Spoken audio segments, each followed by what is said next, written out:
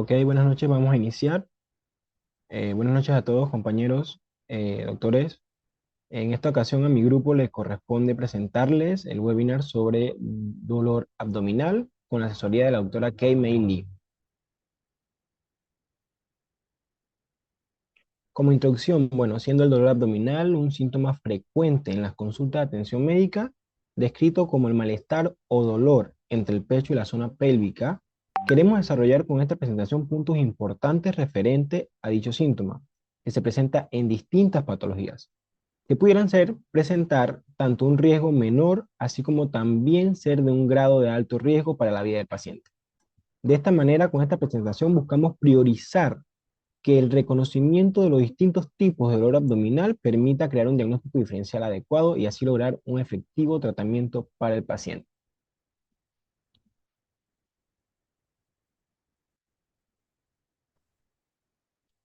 Ok, vamos a hablarles para iniciar sobre los tipos de dolor que existen con respecto a su inervación. Primero tenemos el dolor visceral. Este dolor va a ser iniciado en las terminaciones nerviosas de vísceras huecas o lo que vendrían siendo estructuras de soporte. Este estímulo va a ser conducido por lo que vendrían siendo fibras aferentes viscerales a la médula. Entonces, a través de estas fibras localizadas en los haces posteriores de la médula, va a ascender a la corteza cerebral. La información que va a ser dada por estos estímulos en un área va a comprometer de 4 a 5 segmentos espinales, por lo tanto, este dolor va a ser percibido de manera difusa y de manera extensa en la zona media del abdomen. Entonces, este tipo de dolor se pueden generar por 4 causas: sobredistensión, también espasmo de una víscera hueca que va a dar un dolor tipo cólico, estímulos químicos como vendría siendo una rotura biliar o presencia de sangre peritoneal y la isquemia. Siguiente.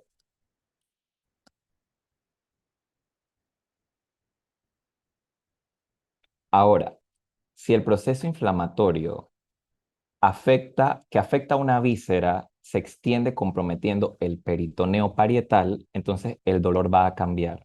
Entonces, este peritoneo parietal está inervado al igual que la piel por abundantes terminaciones del dolor que van a través de los nervios raquídeos periféricos. Entonces, este dolor sí va a ser localizado, delimitable y se va a acompañar de lo que vendría siendo una contractura de la musculatura abdominal.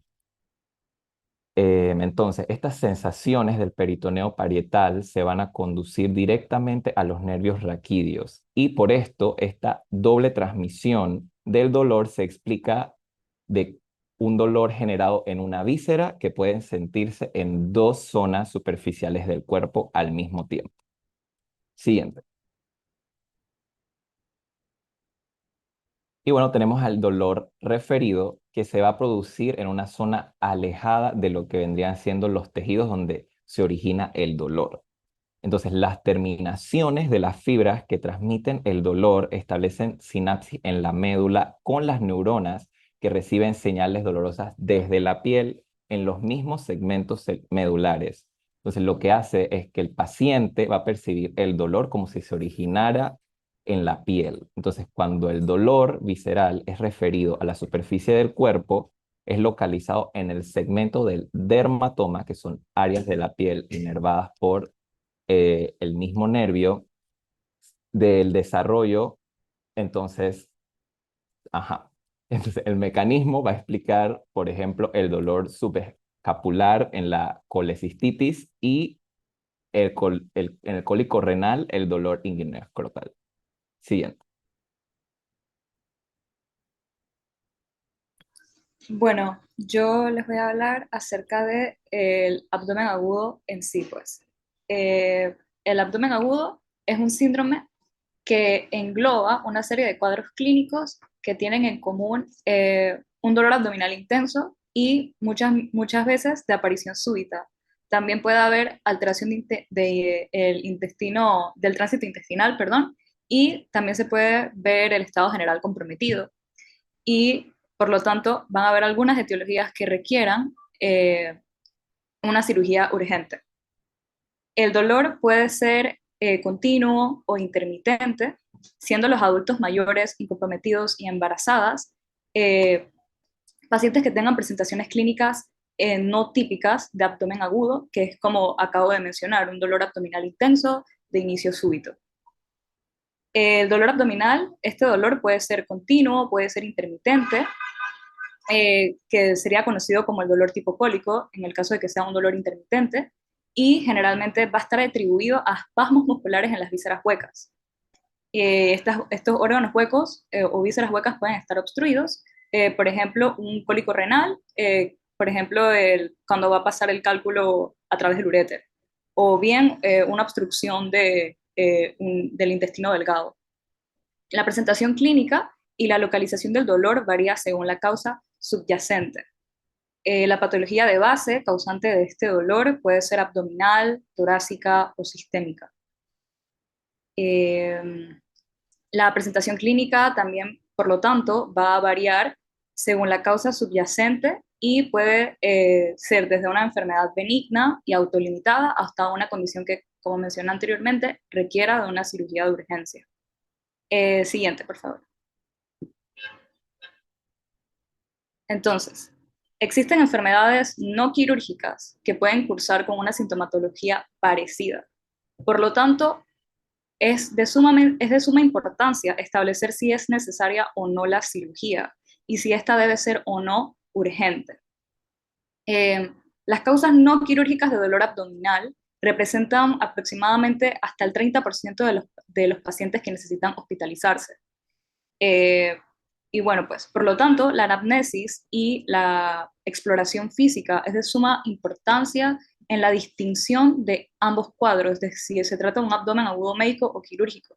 Mas, sin embargo, no es tan fácil la distinción de ambos. Y de esto va a depender obviamente el tratamiento y se debe basar, además del conocimiento anatómico, también de la fisiología del dolor abdominal en cuestión. El abdomen agudo médico o no quirúrgico, como ahí se muestra, es aquel que no requiere tratamiento quirúrgico, y algunas de sus causas más comunes son metabólicas o endocrinas, como las porfirias o la cetoacidosis diabética, hematológicas como una crisis de dolor en la anemia falciforme, o la púrpura de Enoch-Schönlein, infecciones como la malaria y el dengue, intoxicaciones con metales pesados como es el mercurio, y neuropsiquiátricos como infecciones de herpes zóster y el síndrome de intestino irritable.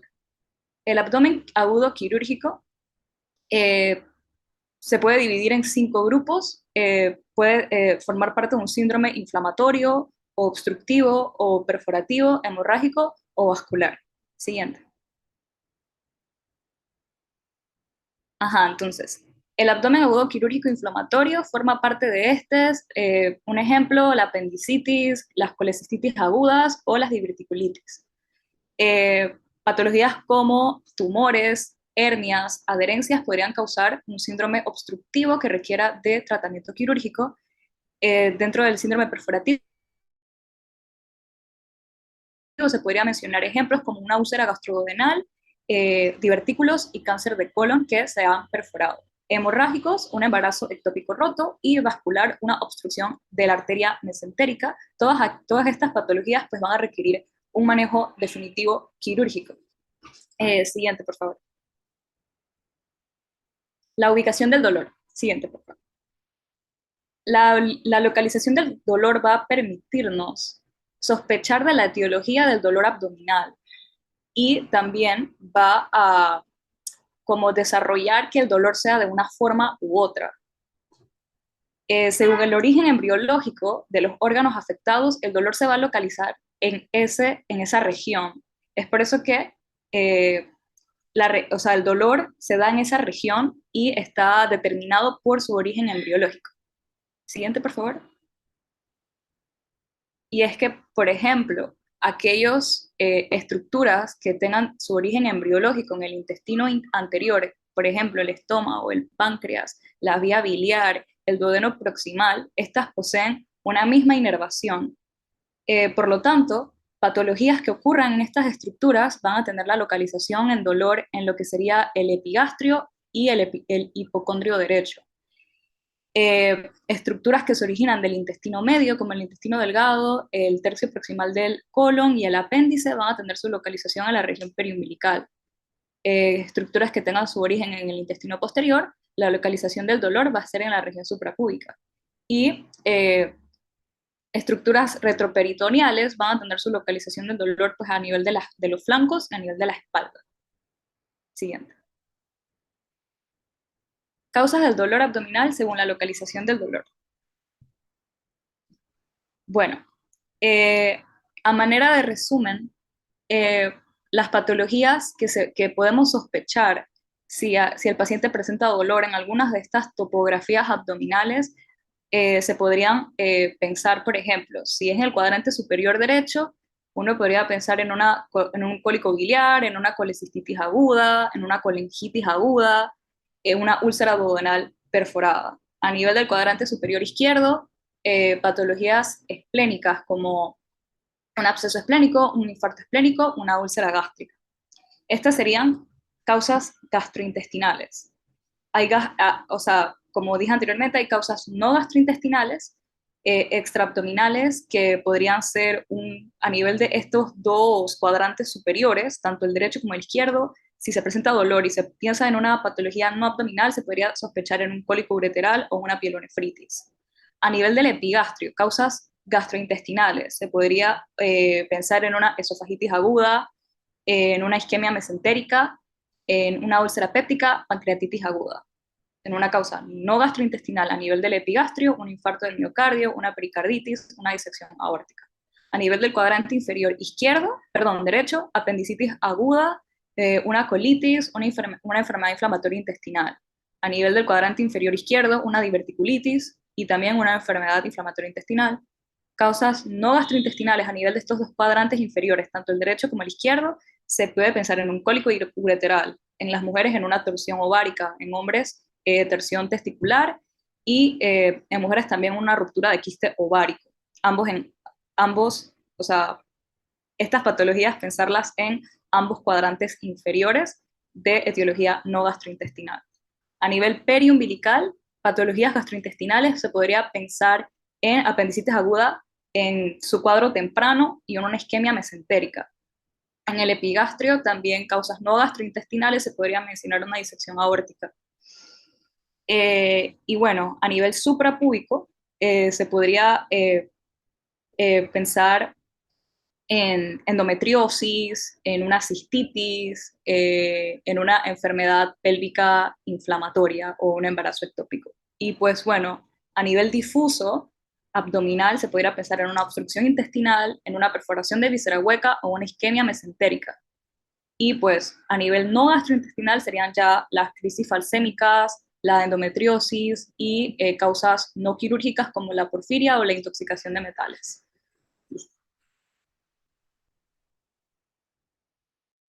Bueno, ahora pasamos a historia clínica. Siguiente. Entonces, sabemos que una buena historia clínica es el paso fundamental a la hora del abordaje del paciente. Entonces, esto nos permite establecer diagnósticos diferenciales que sean adecuados a la etiología del dolor abdominal. Para eso se comienza, o sea, hay que saber si, o es importante determinar si el dolor, según su duración, fue agudo, subagudo o crónico. Lo definimos agudo porque es cuando tiene pocos días de evolución y empeora con su intensidad o se da con un inicio abrupto o alta intensidad. Entonces, hay que recalcar que cuando se hace la evaluación al paciente, que se presente el dolor, o sea, que se presente este dolor, tenemos que reconocer entonces las condiciones que pongan en peligro la vida del paciente versus determinar, o sea, versus lo que se pueda determinar mediante otros estudios que no sean tan urgentes. Entonces, los signos que habitualmente sugieren un mayor riesgo de aumento de intensidad del dolor, inicio abrupto, como pueden darse en el caso de una ruptura de víscera hueca, es importante reconocer esta parte. y los signos de irritación peritoneal u otros signos de alarma como evidencia de sangrado digestivo o inestabilidad hemodinámica o signos de sepsis o shock asociado. El dolor crónico entonces lo definimos como aquel que se ha presentado durante meses o años, aproximadamente 3 meses de evolución. Y en dolor subagudo, si el dolor no presenta características de ninguno de los dos anteriores, o sea, si sus etiologías pueden ser agudas o crónicas. Lo siguiente que tenemos que ver a nivel de la historia clínica es, se debe indagar entonces si existen factores agravantes o aliviantes para este dolor abdominal. Por ejemplo, si en los pacientes con cólicos abdominales se alivian cuando se colocan en posición fetal, mientras los que tienen cólicos renales no se encuentran en posición que les alivie realmente. También se debe indagar si existe una relación con la alimentación o el ayuno, y en estos casos se debe preguntar qué alimentos consumió, si es la primera vez que ocurre un episodio de dolor con respecto a estos alimentos, y asimismo deberá indagarse también si se relaciona con periodos de ayuno, como por ejemplo, como lo es en el caso de una patología ulcerosa que se dé con la alimentación y en los pacientes con isquemia mesentérica que el dolor aumenta postpandrial. Siguiente. Entonces, tenemos síntomas asociados a lo que es el dolor abdominal. Entre estos tenemos entonces los síntomas generales, que podemos decir entonces la presencia de fiebre o escalofríos, que puede ser altamente sugestivo de un patrón o un origen inflamatorio infeccioso.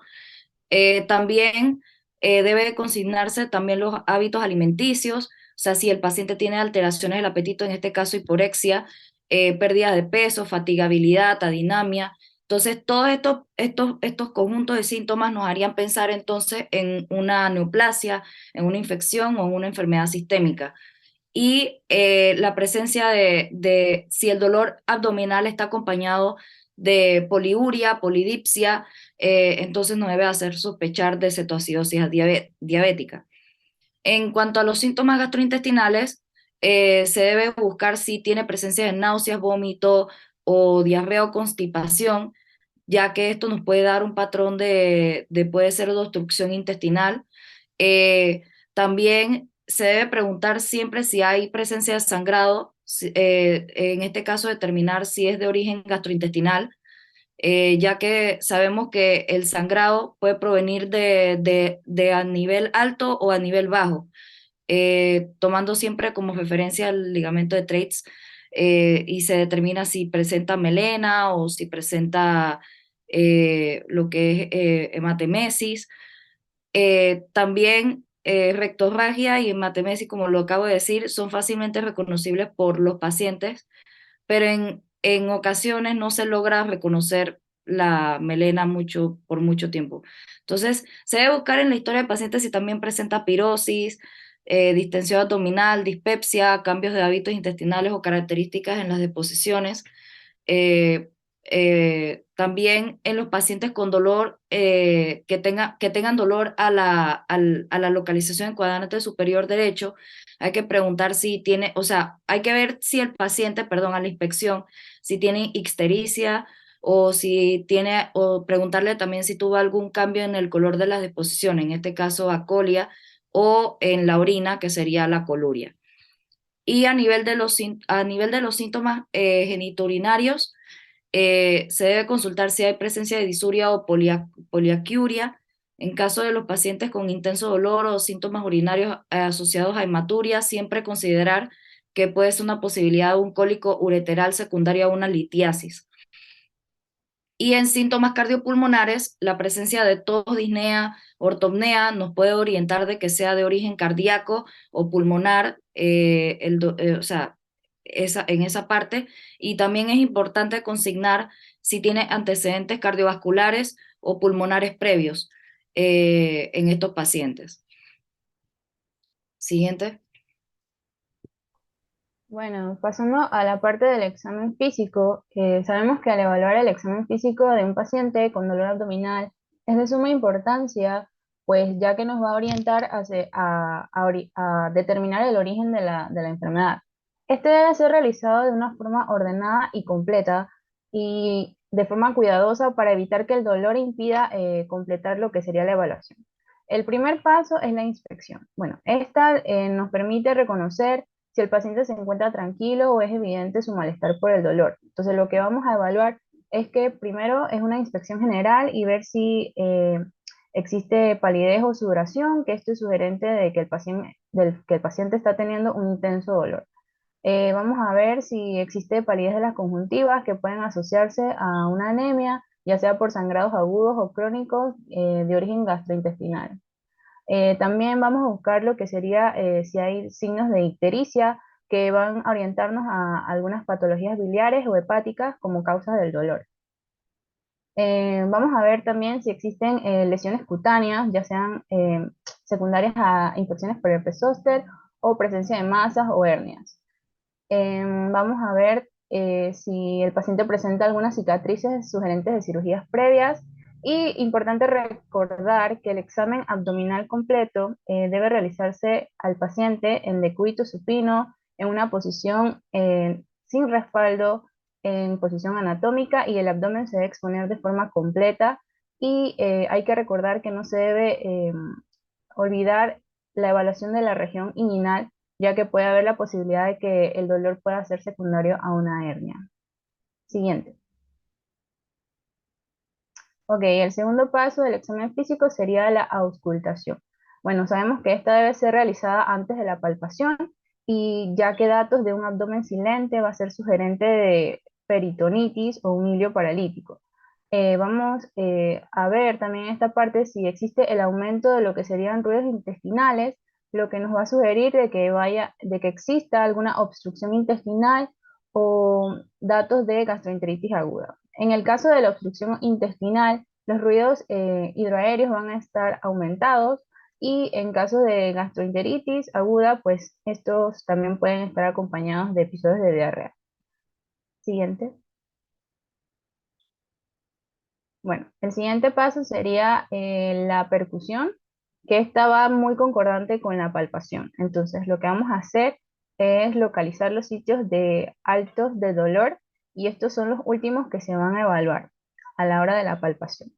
Y con la percusión vamos a estimar ya sea el tamaño de las vísceras sólidas, y adelante la palpación voy a explicar otras cosas.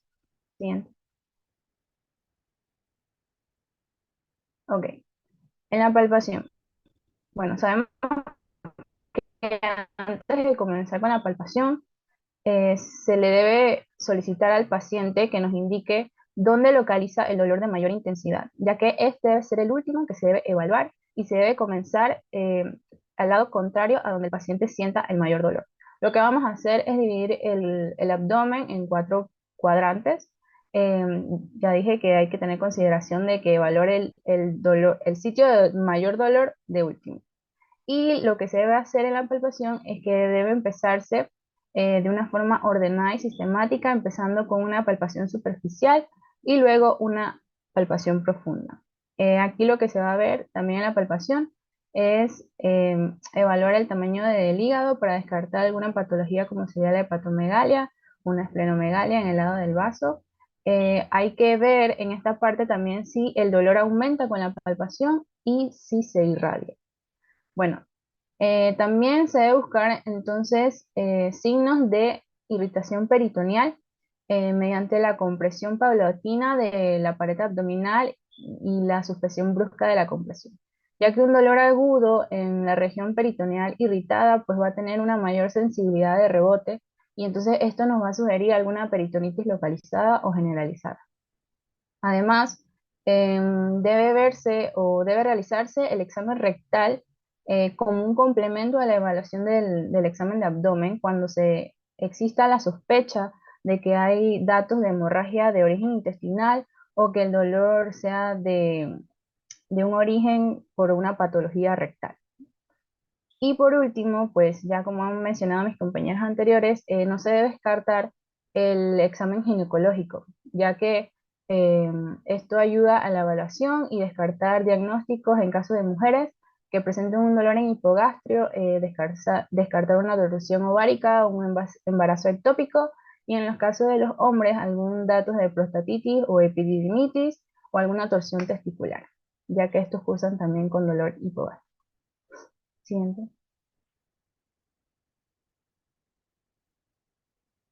Siguiente.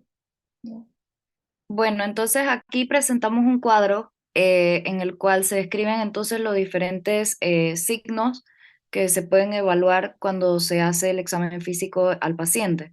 El primero es el signo de Murphy, que como ya lo conocemos entonces es tope de la inspiración al palpar el cuadrante superior derecho. Entonces esto nos hace, o sea, nos sugiere que puede darse por una colecistitis aguda. El signo de McBurney, que es presencia de sensibilidad dolorosa entre la espina ilíaca anterosuperior y el ombligo, lo cual es sugerente a la apendicitis aguda, tomando como referencia desde el ombligo hasta la espina ilíaca anterosuperior, 2/3, puede tener ahí. Signo de Cullen, que es coloración azulada periumbilical. En este caso, el diagnóstico puede ser hemorragia retroperitoneal o hemorragia pancreática. El signo de Kerr, que es dolor intenso localizado en el hombro izquierdo, que puede darse, o sea, es sugerente de un diagnóstico de ruptura esplénica o ruptura del embarazo ectópico, a veces por quistes, que pueda presentar la paciente. Signo del psoas, dolor con elevación en la pierna derecha recta con resistencia, eh, que sugiere entonces apendicitis aguda retrocecal con irritación del psoas. Siguiente. El dolor abdominal en algunas situaciones especiales. Vale, sí. Tenemos el dolor abdominal en el adulto mayor. Tenemos que, a medida que se va aumentando la edad, las consultas al médico por dolor abdominal suelen ser más frecuentes. Y también van aumentando en incidencia las patologías de mayor riesgo vital, como lo son el aneurisma de aorta, pancreatitis o diverticulitis aguda. También tenemos que tener presente que en el adulto mayor la evaluación es más compleja, puesto que hay pacientes que tienen hipoacusia, problemas en la visión, presencia de alteraciones cognitivas. Suele ser mejor contar con la presencia de algún familiar o cuidador en estos casos. También es más difícil la apreciación del dolor abdominal en el adulto mayor, puesto al uso de medicamentos. Ellos usan betabloqueantes que pueden pueden suprimir la taquicardia, pueden bajar la frecuencia cardíaca, eh, utilizan, pueden utilizar opioides que disminuyen el umbral del dolor y, y también a medida que se va aumentando la edad, se van dando cambios fisiológicos. Estos cambios fisiológicos pueden incidir en las presentaciones atípicas de las enfermedades. En los pacientes inmunosuprimidos hay que tener cuidado porque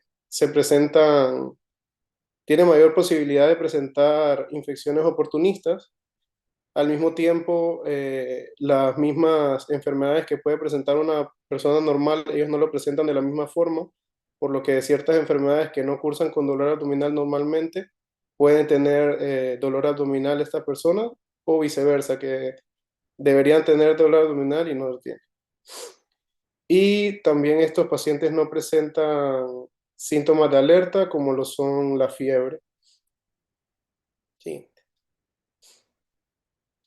Siguiente. Tenemos el infarto del miocardio. El infarto del miocardio en su presentación atípica suele presentarse con dolor abdominal. Habitualmente es un dolor epigástrico. Este dolor atípico suele verse en mujeres, diabéticos y mayores de 70 años.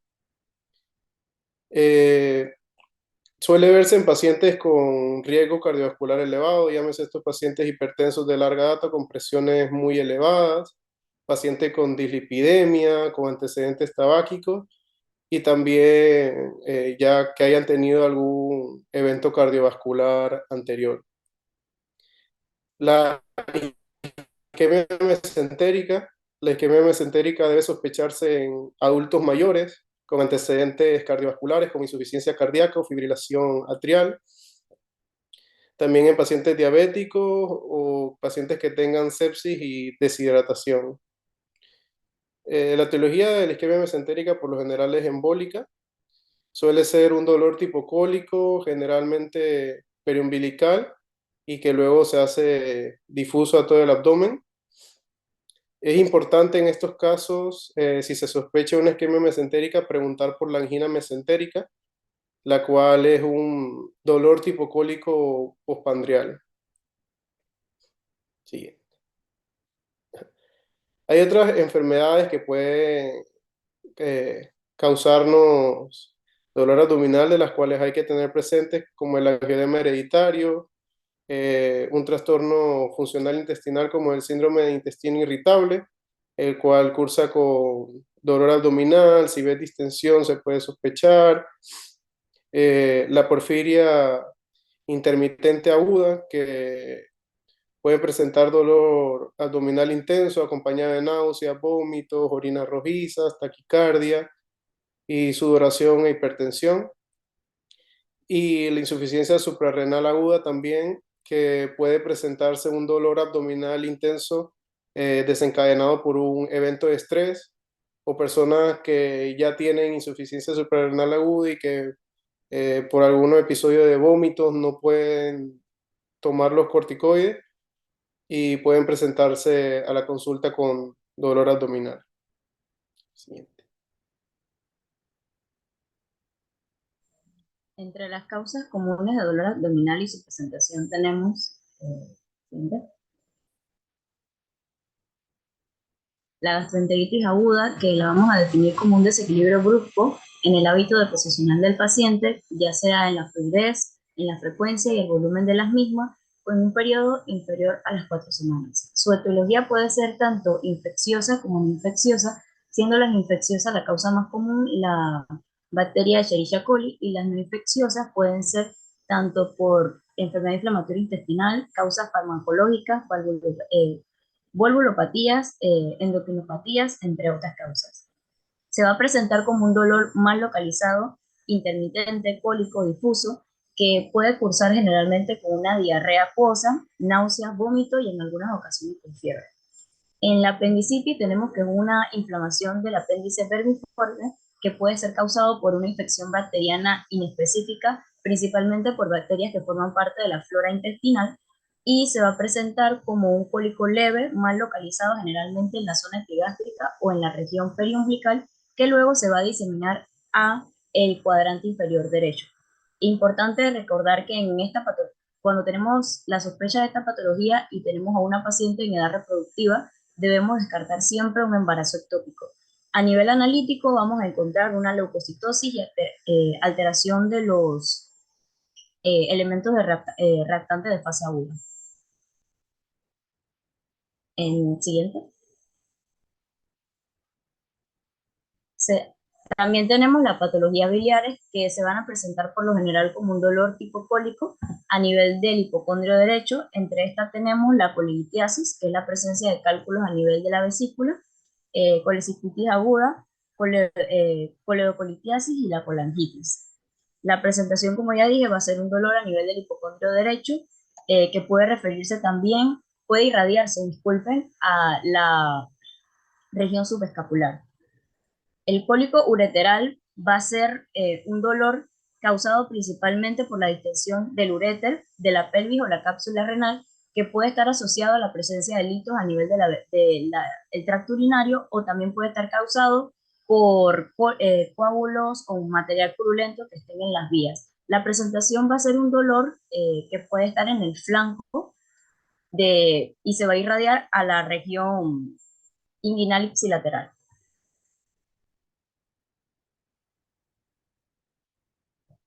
Siguiente.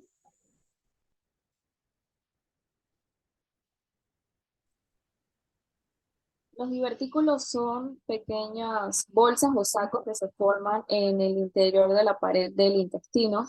Entonces, cuando estos se infectan o se inflaman, ocurre lo que es la diverticulitis. Esta es muy frecuente en hombres, aumenta con la edad y las recurrencias son muy frecuentes. Se caracteriza por una presentación de un dolor en la fosa ilíaca izquierda que puede acompañarse de fiebres, de náuseas, de vómitos y también pueden tener cambios en las deposiciones.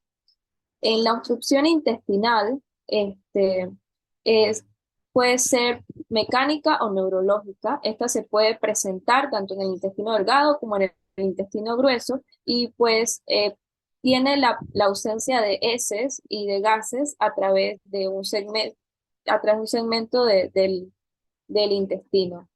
Entonces, dentro de sus etiologías la vamos a categorizar como causas extrínsecas, causas intrínsecas que son de la pared abdominal y causas intraluminales por la presencia de algún cuerpo extraño. En las causas extrínsecas tenemos a las adherencias postquirúrgicas, a las bandas intestinales congénitas, también se tiene hernias, volvulos. En las causas intrínsecas de la pared abdominal las vamos a dividir en benignas y malignas. Como benignas, la más común es la enfermedad intestinal de Crohn. También en las malignas puede ser un tumor del estroma gastrointestinal, también conocido como GIS, o puede ser un tumor metastásico en el intestino delgado, como se puede presentar en un paciente que tenga un melanoma maligno. En las causas intraluminales por la presencia de un cuerpo extraño, como lo pueden ser los besoars, estos son materiales que se digieren parcialmente o no se digieren y quedan atrapados en el intestino. Y pues pueden variar mucho dependiendo del tipo de material que lo compone. Por ejemplo, los tricobesoar, que es una bola de pelo, y es muy usual en pacientes que presentan el síndrome de Rapunzel, que son aquellos que tienen tricotilomanía y tricofagia. También debemos sospecharlo por presencia de parásitos, como pueden ser por Ascaris lumbricoides. La presentación de la obstrucción intestinal es un dolor abdominal que en un principio es insidioso, pero luego se puede hacer más intenso, puede estar asociada a náuseas, a fiebre, a vómitos, ausencia de heces, de gases, distensión abdominal, y puede llegar a complicarse en una perforación de vísceras huecas.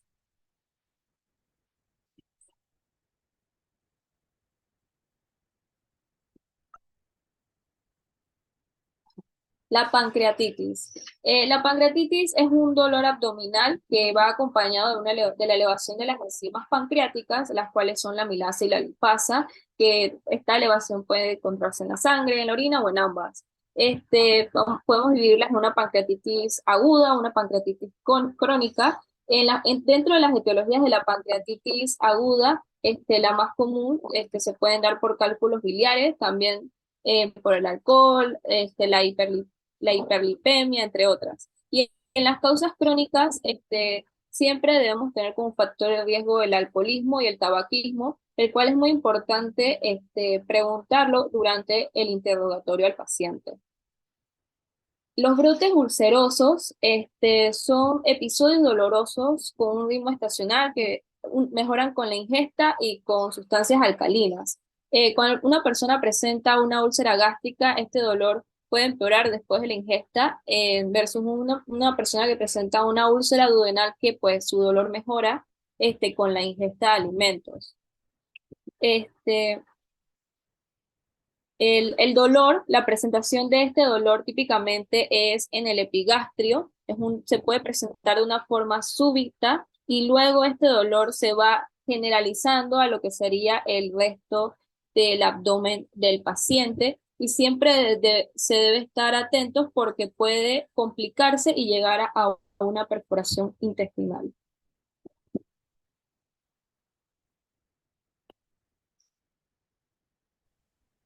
Ok, a continuación entonces vamos a hablar de las situaciones de dolor abdominal pediátrico.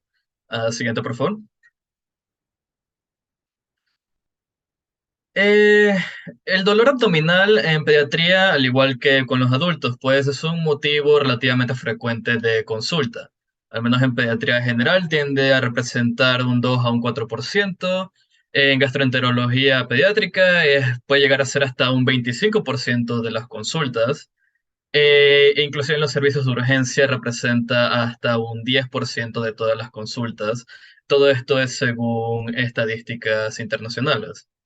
Ah, hay que siempre considerar que, al menos en cuanto a pediatría, el principal desafío del pediatra en las situaciones de dolor abdominal es determinar cuáles causas requieren una atención, o sea, una intervención quirúrgica inmediata o atención médica inmediata, porque estas pueden ser potencialmente fatales, eh, o cuáles pueden recibir entonces un tratamiento ambulatorio o en casa. Similar un tanto a los adultos, pero sin embargo, como se va a discutir más adelante, los pediatras tienen que lidiar con una serie de desafíos con respecto a lo que tiene que ver con la anamnesis y el examen físico.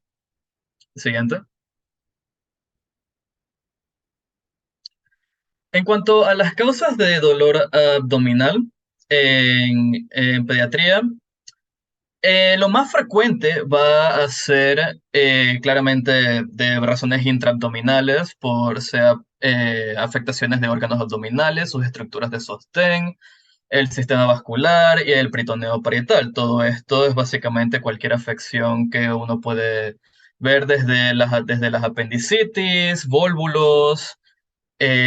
También se pueden ver invaginaciones intestinales, más que nada en lo que serían lactantes y escolares. Se puede ver también lo que serían en neonatos, lo que son los cólicos del neonato, que es una causa frecuente a la hora abdominal, inclusive hasta los 3 meses de edad. Incluso se han visto que pueden ser funcionales, o sea que realmente no se ve, no se logra detectar una patología específica, pero es un dolor abdominal crónico, no sin ninguna etiología o patología aparente. Entre las causas extraabdominales, siempre tenemos que tomar en consideración lo que es, por ejemplo, la neumonía, especialmente cuando esta afecta a las vasas pulmonares. Es una razón frecuente de dolor abdominal pediátrico, también manifestaciones de enfermedades generales, particularmente lo que serían las faringitis estreptocócicas. También se puede observar en alteraciones metabólicas, como bien pueden ser en la cetoacidosis diabética, en, en las crisis addisonianas, porfirias. También lo vamos a ver en ciertos errores congénitos del metabolismo, como bien pueden ser la aciduria malónica metilmalónica combinada, que es una de las más frecuentes en pediatría y es una causa también de dolor abdominal. Se puede ver en otras como la galactosemia, entre otras.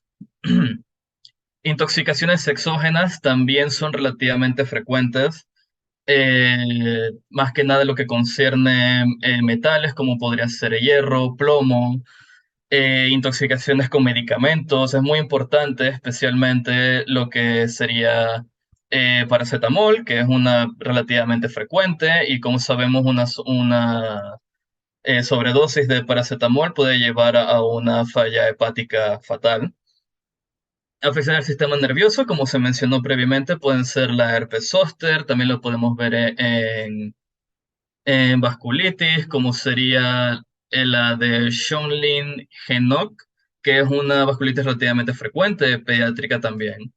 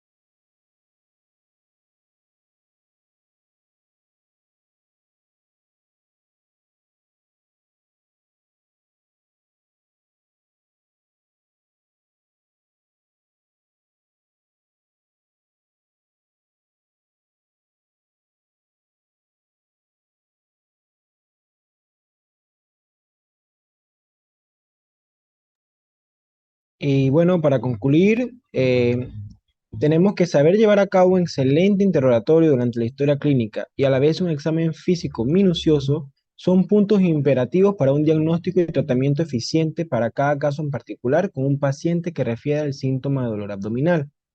Reforzar los conocimientos y técnicas con relación a la clínica del dolor abdominal es fundamental para el correcto diagnóstico de nuestros pacientes. También conocer los signos cardinales de patologías que ponen en riesgo la vida del paciente que refiere el dolor abdominal nos permitirá realizar un rápido diagnóstico y por lo tanto una terapéutica adecuada. Cabe destacar en esto que si bien existen muchos signos que se pueden realizar en el examen físico, que se pueden evaluar en el examen físico, los que mencionamos en esta presentación en una de las diapositivas son los que más se evalúan en la práctica médica. Muchas gracias.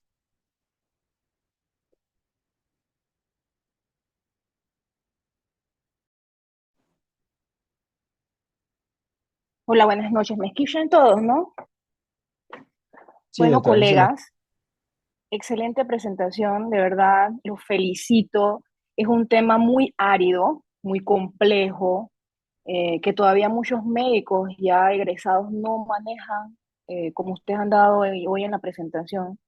Mis felicitaciones, se nota que revisaron mucho el tema y que lo dominan. Así que mis sinceras felicitaciones. Algunos puntos que quisiera tocar, no para corregirlos, para nada, sino para acordarles a todos sus compañeros y también a ustedes. El dolor abdominal en sí, cuando ustedes van a estar en el cuarto de urgencias o en una policlínica o un centro de salud, es el 80% de todos los pacientes que ustedes van a ver en esos hospitales, un paciente va a venir con dolor abdominal, el 80%, por diferentes razones, como son las causas que ustedes ya dijeron anteriormente. Entonces, si ustedes manejan el dolor abdominal, la evaluación clínica del dolor abdominal de un paciente, van a tener el 80% de los diagnósticos en su consulta diaria, del cuarto de urgencias o de la policlínica. Como ya saben, es un tema muy complicado, muy complejo. Adquirir la destreza de evaluar un abdomen agudo es un arte. El dolor abdominal, el dolor de sí, en sí, poder evaluarlo es un arte que se va adquiriendo con la práctica. Por eso es que ustedes ahorita están en rotaciones y están aprendiendo. Pero ni aun cuando se gradúen, enseguida no van a aprender a dominarlo. Es más, ni en la residencia tampoco. Es con el tiempo que van a aprender cómo dominar y evaluar un abdomen. Lo otro que quiero acordarles siempre, que la historia clínica y el examen físico, aun cuando los libros digan un 85%, para mí es casi hasta un 90, 95%, y se los digo con creencia firme que les va a dar el diagnóstico. Si ustedes saben interrogar al paciente y saben hacer un buen examen físico, eso les va a dar el diagnóstico, ya sea si es un apéndice, si es un divertículo, una úlcera, un infarto o una isquemia mesentérica.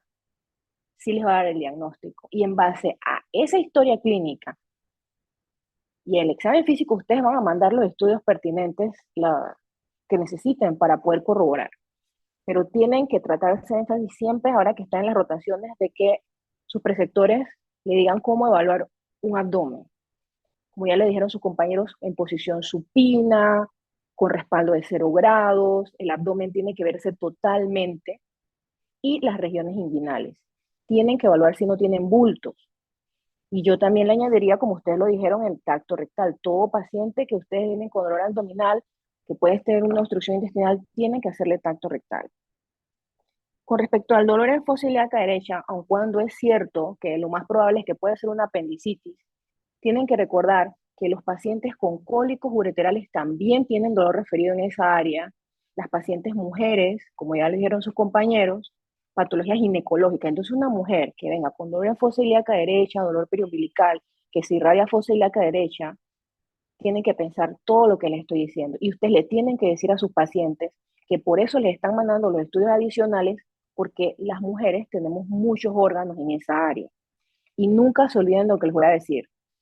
Aun cuando es muy, muy, muy poco significativo, hay un porcentaje de pacientes que tienen diverticulitis en el ciego o en el lado derecho del colon. Es menos del 5%, pero tienen que tenerlo siempre presente de que puede ser además de la colitis, puede ser una diverticulitis del lado derecho.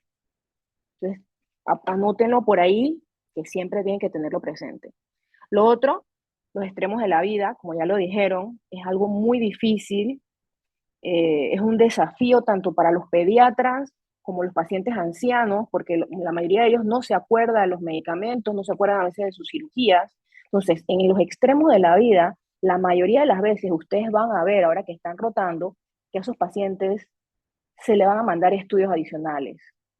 Una tomografía, a menos que tenga un abdomen agudo franco y que ya el paciente tenga historia de que tenía un divertículo, que lo estaban estudiando por un divertículo, o que tenga datos de sepsis, se ingresa al salón de operaciones. Pero si una historia que viene con varios meses de dolor, está distendido, la mayoría de las veces se le hace un estudio de imagen rápidamente. Si en su policlínica, si en su centro de salud o si en su cuarto de urgencias no tienen para un estudio de imagen, tiene que evaluarlo un cirujano y lo más probable es que se ingrese al salón de operaciones de urgencia. Pero es muy difícil el diagnóstico en los extremos de la vida. Cuando ustedes evalúen un abdomen, tienen que ser gentil, no tienen que hacer la palpación profunda como si fueran a tocar las vértebras de los pacientes. Es sumamente gentil. Si el paciente tiene irritado el peritoneo, le va a doler solamente con 1 centímetro, 2 centímetros que ustedes compriman el abdomen. Y muchos de sus colegas que han estado conmigo en las rotaciones se los pueden decir. Solamente 1, 2 centímetros y el paciente va a sentir el dolor.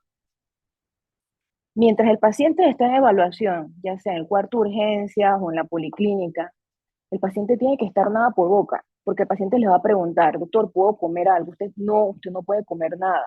Y le tienen que explicar al paciente que mientras esté en evaluación de un dolor abdominal, este puede ser quirúrgico. Y si él come algo, va a retrasar su cirugía.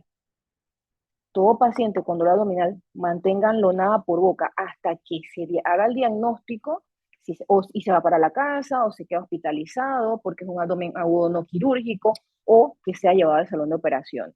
Esto es un error muy, muy frecuente en el cuarto de urgencias porque no se le dice a los pacientes. Cuando ustedes llegan al paciente por primera vez y comienzan a interrogarlo, le dice, señor, en este momento en adelante usted no puede ingerir alimentos, ni siquiera agua, porque está en evaluación. No cometan ese error, mira que se lo estoy diciendo en este momento para que sean mejor. Y lo último, que siempre tienen que reevaluar constantemente el abdomen. No es que ustedes evalúan a las 7 de la noche un paciente, ese paciente evoluciona. Ya puede ser para mejor, como hemos visto muchas veces en los cuartos de urgencias, que el paciente después dice, no me duele nada, me siento súper bien, y le damos salida y estaba pensando que era una apendicitis, o que el paciente empeora. Los pacientes se van reevaluando porque las enfermedades se van evolucionando. Pero en general está sumamente, se nota que revisaron el tema y que lo manejan, lo felicito de verdad. Y esto tiene que estar en la memoria. Tienen que tener en la memoria y siempre que tengan una duda, apoyarse en sus colegas.